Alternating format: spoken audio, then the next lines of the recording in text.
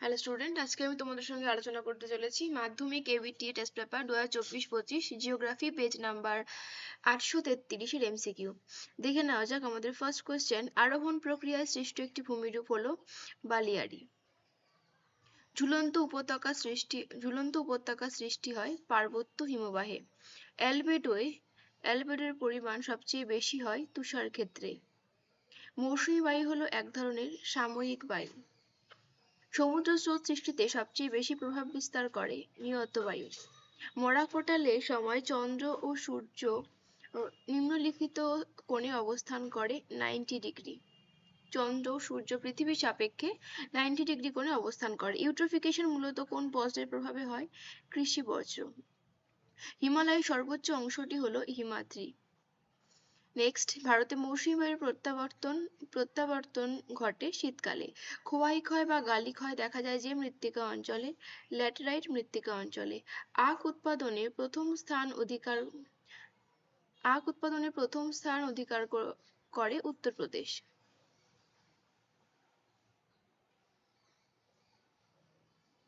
Electronics শহর নামে পরিচিত বেঙ্গালুরু। কলকাতায় মেট্রো রেল চালু হয় 1984 সালে। ভূবৈচিত্র্যসূচক মানচিত্রের মিলিয়ন শীটের অক্ষাংশ ও দ্রাঘিমার বিস্তার 4 degree into 4 degree. Next page.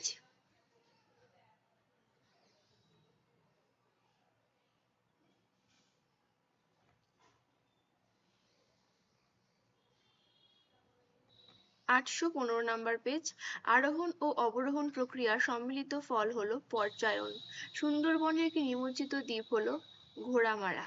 সমুদ্রপৃষ্ঠে বায়ুর গড় চাপ হলো 1013.2 মিলিবার। মৌসুমী বায়ু হলো এক ধরনের সাময়িক বায়ু।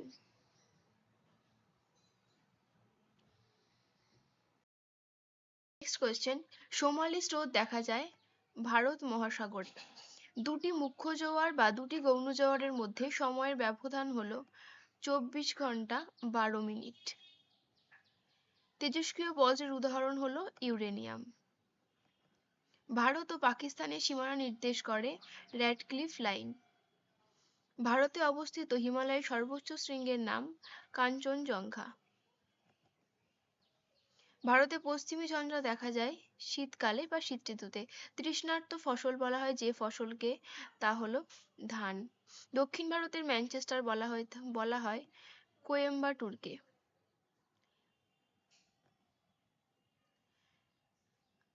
2011 সালের আদমশুমারি অনুযায়ী ভারতের সর্বাধিক জনঘনত্বপূর্ণ রাজ্যটি হলো বিহার।